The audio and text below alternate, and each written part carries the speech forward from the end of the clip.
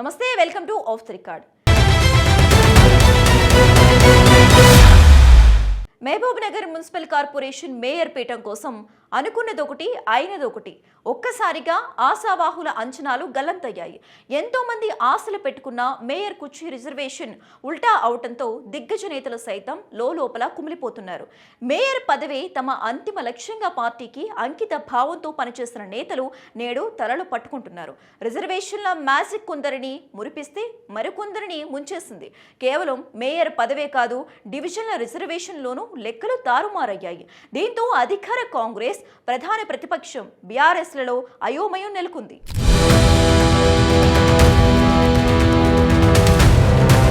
పాలమూరు రాజకీయాల్లో ఇప్పుడు ఎక్కడ చూసినా మున్సిపల్ ఎన్నికల ముచ్చటే కనిపిస్తోంది. గతేడాది మహబూబ్ నగర్ మున్సిపాలిటీ కార్పొరేషన్ గా అప్గ్రేడ్ అవటంతో నగరాన్ని ఏలే మొదటి మేయర్ పీఠం ఎవరికి దక్కుతోందనే ఉత్కంఠ నెలకొంది. ఎంతో మంది హేమాహేమిలు ఈ కుర్చీపై కన్నేసి గ్రౌండ్ వర్క్ కూడా మొదలు పెట్టారు. కానీ ప్రస్తుత పరిస్థితి చూస్తుంటే అంతా భ్రాంతియేనా, జీవితాన వెలిగింతేనా, ఆశ నిరాశేనా, మిగిలేది చింతేనా అన్న దేవదాసు పాటను తలపిస్తోంది.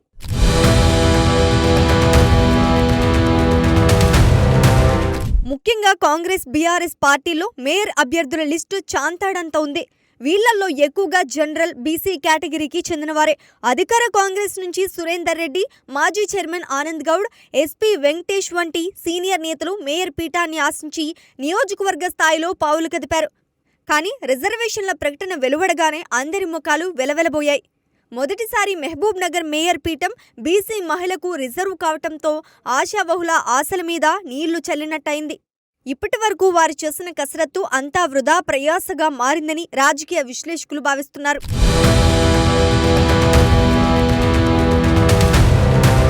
కేవలం మేయర్ పీఠమే కాదు, అసలు అగ్ని పరీక్ష డివిజన్ల రిజర్వేషన్ల దగ్గర మొదలైంది. కార్పొరేటర్గా గెలిస్తేనే కదా మేయర్ రేసులో ఉండేది. కానీ ఇక్కడ డబుల్ దెబ్బ తగిలింది. మేయర్ రేసులో ఉన్న సీనియర్ల సొంత డివిజన్లు కూడా రిజర్వేషన్ల దెబ్బకు అటు ఇటు అయ్యాయి.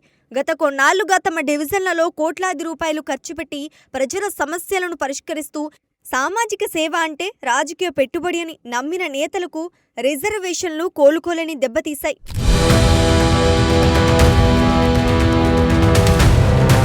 ఒకే పార్టీలో ముగ్గురు నలుగురు చొప్పున మేయర్ పీఠాన్ని ఆశించడం మొదట్లో తలనొప్పిగా మారిన మాట వాస్తవమే. అయితే ఈ రిజర్వేషన్ల ప్రక్రియ వల్ల సహజంగానే కొంతమంది పోటీ నుంచి తప్పుకోవాల్సి రావడంతో అసెంబ్లీ ఎన్నికల నుంచి పార్టీ కోసం రాత్రింబవళ్లు కష్టపడి క్షేత్రస్థాయిలో కేడర్ను కాపాడుకుంటూ వచ్చిన నాయకులు ఇప్పుడు తీవ్ర నిరాశలో ఉన్నారు.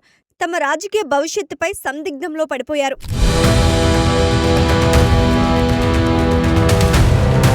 మహబూబ్ నగర్ కార్పొరేషన్ మొత్తం 60 డివిజన్లతో విస్తరించింది. రిజర్వేషన్ లెక్కలు పరిశీలిస్తే 2 ఎస్టీలకు, 5 ఎస్సీలకు కేటాయించారు. అత్యధికంగా 23 డివిజన్లు బీసీ జనరల్కు, 16 బీసీ మహిళకు దక్కాయి. కేవలం 14 మాత్రమే అన్ రిజర్వ్డ్ కేటగిరీకి మిగిలాయి. ఇక్కడే అసలు చిక్కు వచ్చి పడింది. జనరల్ కేటగిరీకి చెందిన సీనియర్లు ఆశలు పెట్టుకున్న వార్డులు కాస్త బీసీలకు కేటాయించబడ్డాయి. డివిజన్ కోసం పోరాడదామంటే రిజర్వేషన్ లేదు. మేయర్ పీఠం కోసం చూద్దామా అంటే అక్కడ మహిళా కోటా అడ్డు వచ్చింది.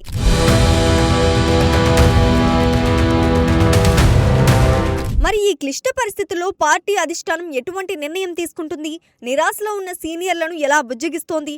తమ భార్యలనో లేదా కుటుంబ సభ్యులనో బరిలోకి దింపి ప్రాక్సీ పాలిటిక్స్ నడిపిస్తారా అన్నది ఇప్పుడు పాలమూరులో హాట్ టాపిక్.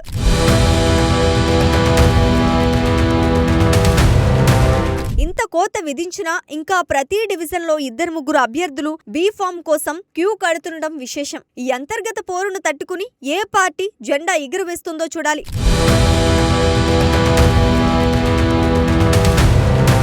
మొత్తానికి మహబూబ్ నగర్ కార్పొరేషన్ తొలి ఎన్నికలే రాజకీయ రణరంగాన్ని తలపిస్తున్నాయి. రిజర్వేషన్ల సెగతో కొందరు చల్లబడితే కొత్త ఆశావహులు వెలుగులోకి వస్తున్నారు. ఈ రిజర్వేషన్ల జల్లెడను తట్టుకుని నిలబడే నాయకుడెవరో, మేయర్ పీఠంపై కూర్చునే ఆ భాగ్యశాలి ఎవరో తెలియాలంటే మరికొద్ది రోజులు వేచి చూడాల్సిందే.